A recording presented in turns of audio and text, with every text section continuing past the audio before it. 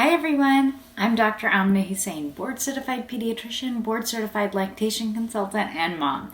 Today we're going to be talking about a point of a lot of stress, a lot of tension and anxiety for parents and actually pediatricians too. We're going to be talking about school policies and when to return to school if your child has been sick.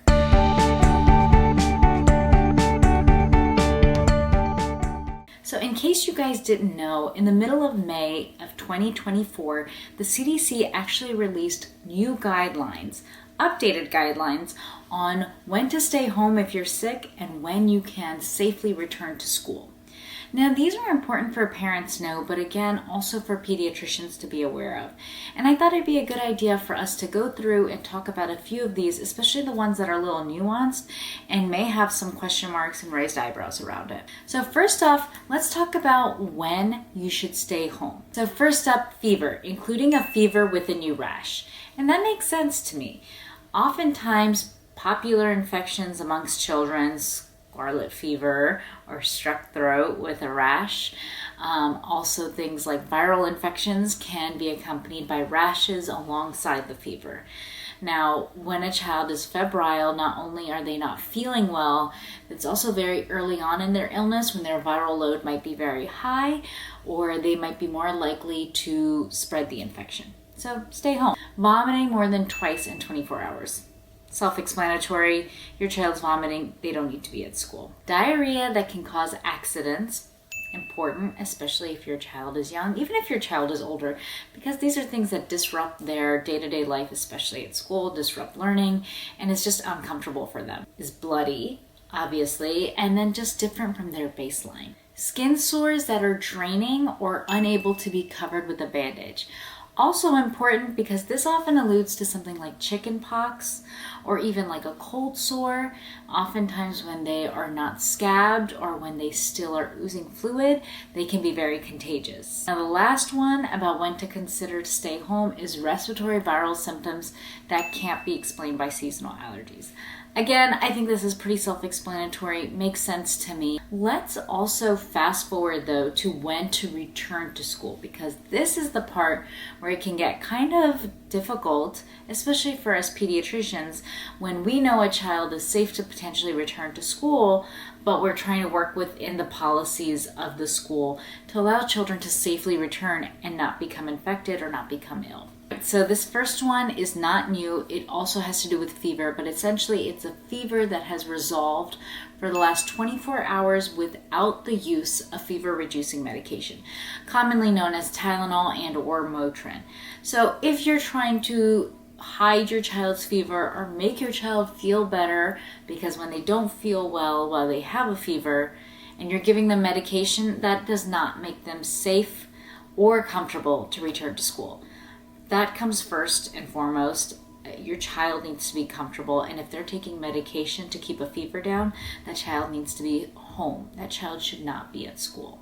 The second one I think is really interesting because it's fever with a new rash that has been evaluated by a healthcare provider, for example, a pediatrician, and the fever has resolved. So I think what they're trying to say here is that first bullet point that we went to that said if your child has a fever and a new rash, they should stay home. What they're trying to say is take them to the pediatrician if this occurs. If the pediatrician says it is okay for them to return to school, they should be okay to return to school. I believe what they're also trying to say here is if the fever has resolved and the rash is present. I think that's really, really important and a key distinction as well. In my opinion, it should be like or the fever has resolved rather than and the fever has resolved, because commonly with some viral infections, the rash is the last symptom that we see. So for example, let's say it's been 3 to 4, maybe 5 days of a fever, and now your child is no longer having a fever, your child is starting to feel better, your child's symptoms are improving, but they have this rash. Not uncommon with certain viruses. However, rashes can appear alarming, and if the pediatrician says that this child is safe to return to school, their fever has resolved, they are no longer infectious, think about it as the rash is almost like the virus leaving the body, the last little hurrah that it gives, then they are absolutely okay to go back to school. All right, third point, also alluding back to when to stay home. uncovered sores that are crusting, and the child is under treatment. So this is also, again, important to point out when it comes to something like chickenpox, because usually when they're crusted, they're not contagious, but also cold sores. When they are crusted, they are no longer contagious. Sometimes for cold sores, children will also be undergoing treatment, so that's why they also put that little caveat in there. Okay, the next point, vomiting that has resolved overnight or the child can hold down food or liquids in the morning. Now, I'll be honest, I'm not really a fan of this one, and that's simply because I guess it's the tenuous nature of children. I think for certain age groups, like maybe 10 and older, this definitely works. I think for 10 and younger, if the child had some vomiting overnight, it's something to consider about keeping them home in the morning, even if they're able to hold down fluids and food in the morning, because if you've been a parent, you know the morning is very rushed.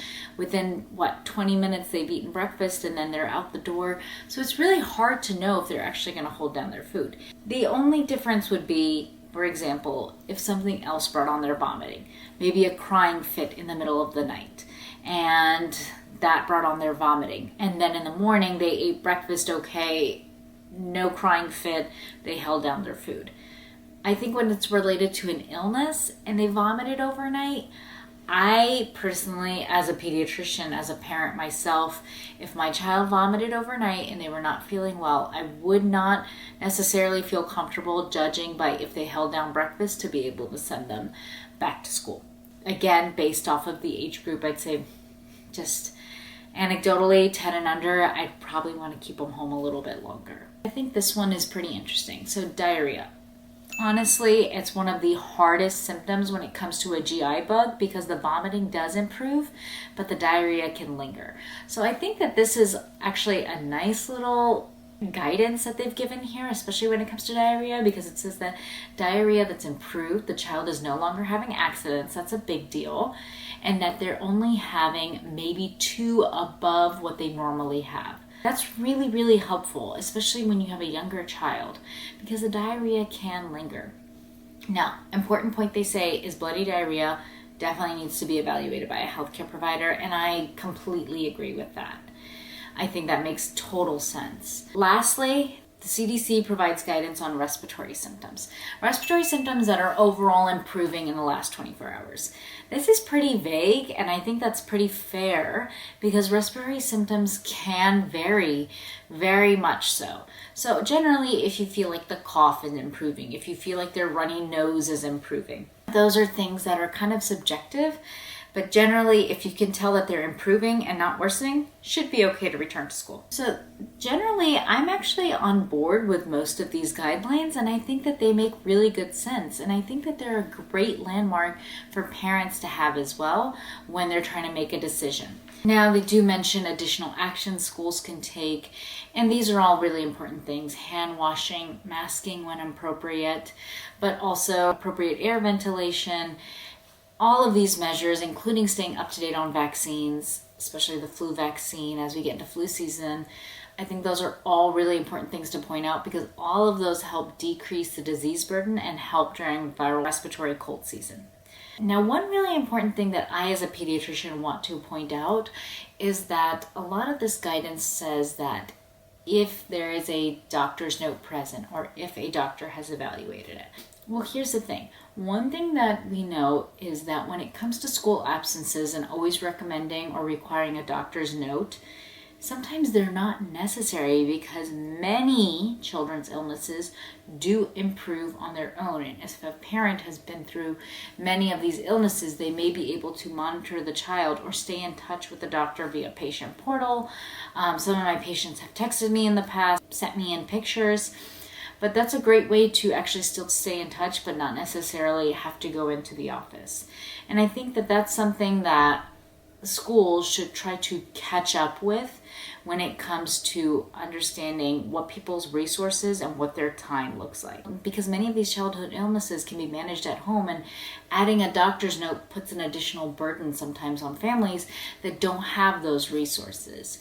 And I think that's something to consider. Now, again, this is just my perspective as a pediatrician and a parent really practicing in the 21st century, and recognizing that we now have access to a lot more options where you don't necessarily need to come into a doctor's office. So that's it for this video, guys. We have discussed a lot when it comes to staying home, but more importantly, when it's safe to return to school. Let me know what you think in the comments of these latest CDC guidelines. We can also make sure to link them down below as well so that you can click, read through them, have them on hand as well. I'll see you next time. Bye.